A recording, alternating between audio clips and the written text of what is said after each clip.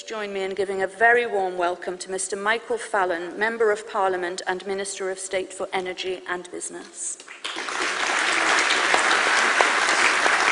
Thank you very much for that introduction, and good morning. I'm very pleased to be here at this important event. This is my first speech to Renewables UK since the Prime Minister asked me to combine my role at the Department of Business with the energy portfolio within DEC.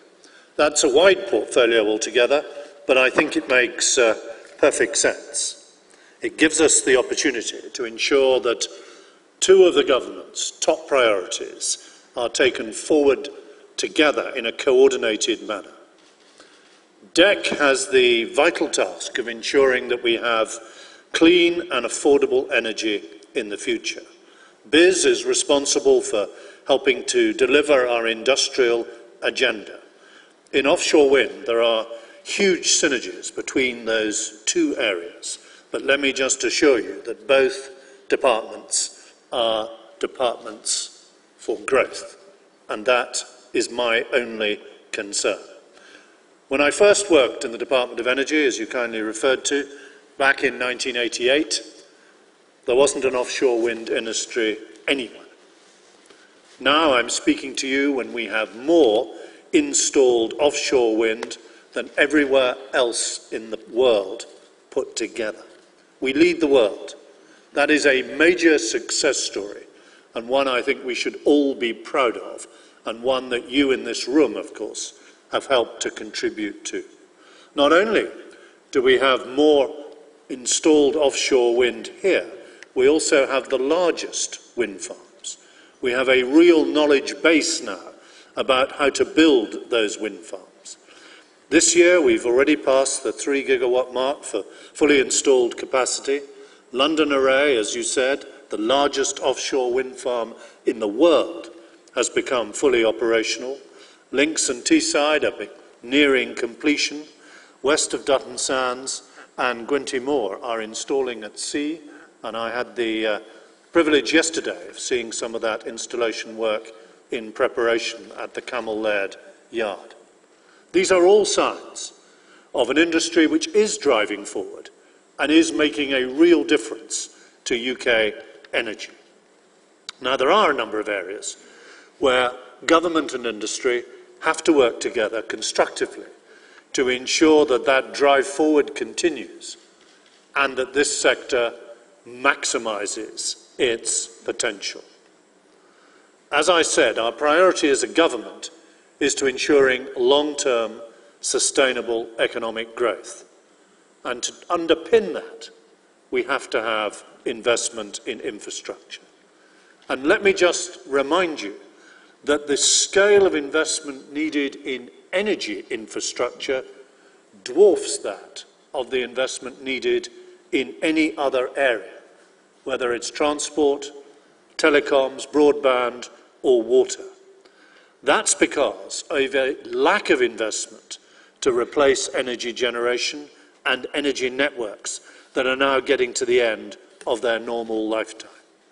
Between now and 2020, some 20% of our energy generation disappears offline. Some of the coal plants and some of the older nuclear plants are also coming offline. So we have to replace all that simply to stand still. And of course, we need to invest in low-carbon electricity generation in all its many forms. Between now and 2020, outside oil and gas, we believe there is some 110 billion of investment that we need to attract. And if we're going to do that, if we're going to meet the challenge to upgrade our infrastructure in this country, we have to make sure that investors want to come to this country to place that investment here with us. That is one of the main drivers behind our electricity market reforms. And I'm pleased to report to you two things. Our energy legislation received its third reading in the House of Commons, its approval by MPs, by a majority of 396 to 8 last week. In other words, it was supported right across the political spectrum. And secondly, that legislation is on track. It is not behind. It remains on track to pass through Parliament before the end of this year and to set in stone the certainty that you need to take the investment decisions that we need. The electricity market reforms will provide that certainty with long-term electricity price stability in low-carbon generation. That, as you know, is going to be achieved through contracts for difference within a framework that will allow us to treble the current levels of support for low-carbon technologies to 7.6 billion a year by 2020. So let me be very clear with you. Our driving force is to make sure that what we are doing creates a long-term, stable and predictable framework backed by new legislation and that political consensus across the spectrum. And I am committed, indeed I am charged by the Prime Minister in encouraging and helping investment to come forward in advance of the contracts for difference regime. That's why we launched the final investment decision enabling for renewables project back in March. Further details on the second phase of that process are about to be published. That too will bring more certainty to this transition period and will give investors greater confidence to invest. And if they have that confidence to invest, then in turn the supply chain will have confidence to make its investments and to expand. Now, it's not just about investment in generating capacity. We are determined to turn that investment into more UK jobs. In offshore wind, while there have been some notable successes across the UK, I think we can all agree that we need to deliver greater growth and opportunities for our own domestic supply chain. Overall, UK content levels are low, and we have to do more.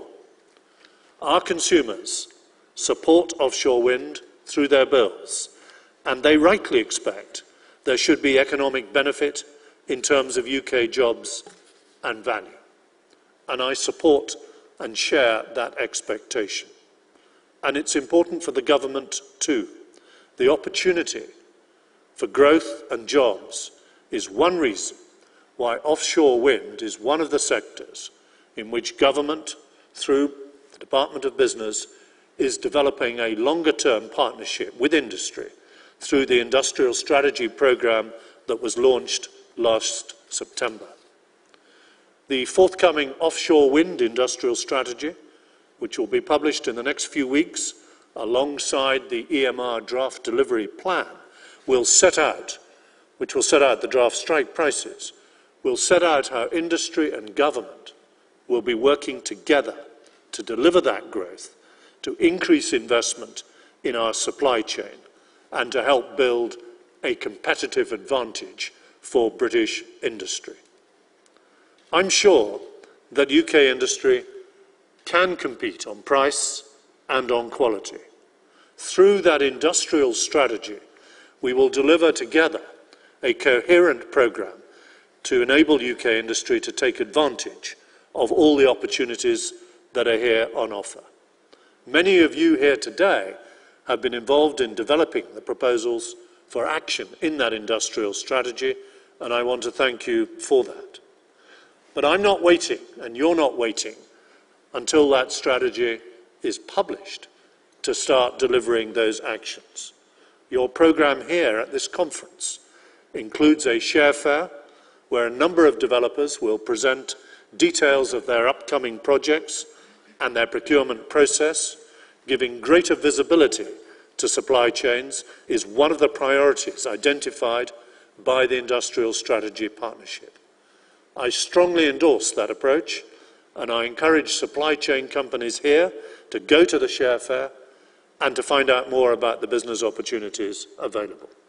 That's a concept drawn from the oil and gas sector, and another example of how we're sharing thinking between the different sectors through our industrial strategy programme.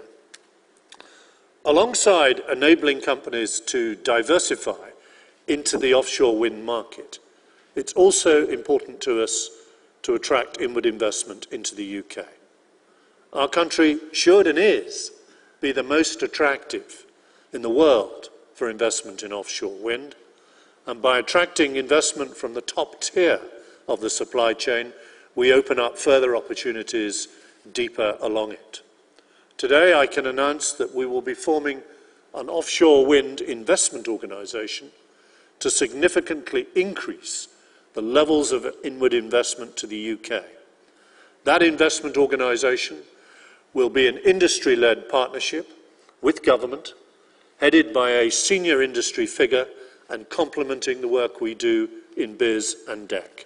It'll be measured on tangible results, and it will focus critically on the offshore wind supply chain. So we're making real progress now to deliver the ideas being developed in the context of the Industrial Strategy Partnership. And we won't stop once that strategy is published as a document. The real value will lie in the long-term partnership between government and industry, and you will see that in the support we offer the industry through the Regional Growth Fund, one of my other responsibilities, the Manufacturing Advisory Service, through innovation in the Offshore Renewable Energy Catapult, through our various assistance schemes for access to finance, through the Green Investment Bank and the Business Bank, and through the work we're doing to help measure the skills gaps in each of these sectors. Let me turn now to the critical importance of cost reduction. Efforts to build a stronger UK-based supply chain and to increase competition within it can also play an important part in helping to reduce costs. It is true that offshore wind is currently more expensive than many other forms of electricity generation. That's a statement of fact. And while all of us here are aware of the benefits of offshore wind, we can't simply ignore the economic aspects. Now, of course, offshore wind is still a relatively new technology. New forms of energy generation tend to be more expensive and require support until they become more established.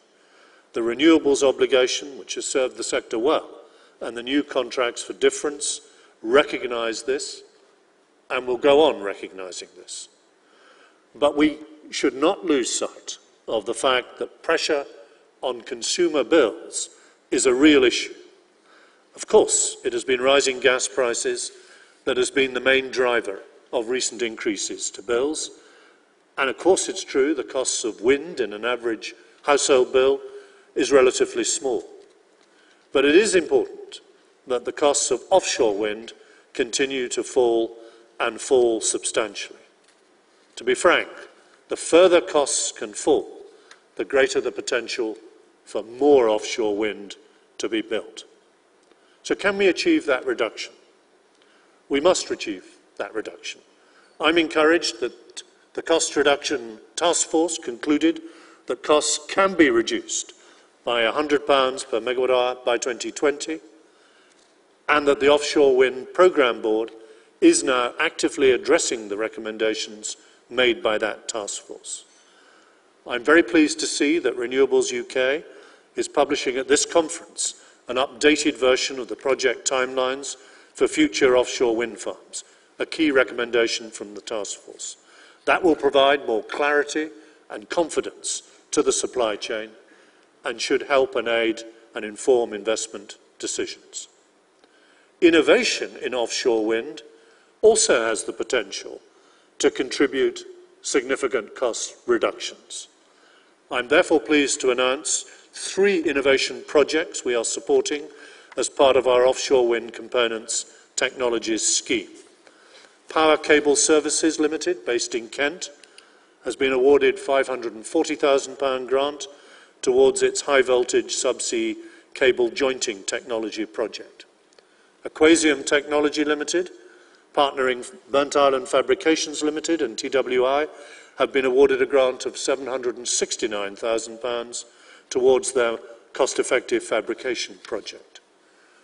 And Wind Technologies Limited in Cambridge have been awarded a £728,000 grant to design, manufacture and test an innovative 5 megawatts medium-speed drivetrain concept. Ultimately, our long-term vision is for low-carbon generation to compete fairly on cost, without financial support and delivering the best deal for the consumer. And I need to be clear about that. We need the least cost approach to meet our climate change targets, and offshore wind has to compete with other technologies. Let me turn now to the role of the sector post-2020, which I know is of interest, perhaps even of concern to you. Government has a role here to listen, and I am very much aware, since taking up my appointment, of the consistent messages you've given regarding the need to ensure that there is a long-term market for offshore wind. Now that, of course, is very much linked to our cost reduction and industrial strategies. But I fully acknowledge that investors do take long-term decisions and that it can't all stop at 2020. After 2020, we will still need low-carbon generation, and offshore wind will still be a very important part of a diverse and secure low-carbon energy mix. Last week, the Secretary of State announced that the United Kingdom has agreed to support an EU-wide binding emission reduction target of 50% by 2030 in the context of a global climate deal, and even a unilateral 40% target without a global deal. You should be in no doubt that we will need significant levels of renewable and other low-carbon energy to meet a target of that ambition. Now, I understand and I heard clearly that many of you would have preferred a binding 2030 target. Let me remind you that the energy bill, the legislation, now includes provision for such a target to be set. But Parliament and Government decided that it would be too early now, 17 years in advance, to set such a target without the proper context of the fifth carbon budget. We do want to maintain some flexibility for the UK in determining its energy mix. The real key to the future of this sector lies in further driving down cost and improving the potential for jobs and opportunity in the UK supply chain. Deliver significant cost reduction and the potential size of this sector increases dramatically. So let me conclude by reassuring you the legislative framework that we need is almost in place. Details of our electricity market reform, together with the draft strike prices you need, will be published in the next few weeks before you depart for your holidays. The offshore industrial strategy will be published alongside those electricity market reform details, so that we can be sure that we are beginning to capture the economic benefits we need more widely. Offshore wind is already part of our diverse energy mix. It's growing fast at the moment. Our future is low carbon. This government is committed to delivering the right framework to ensure that we continue to attract the huge investment we need. Thank you.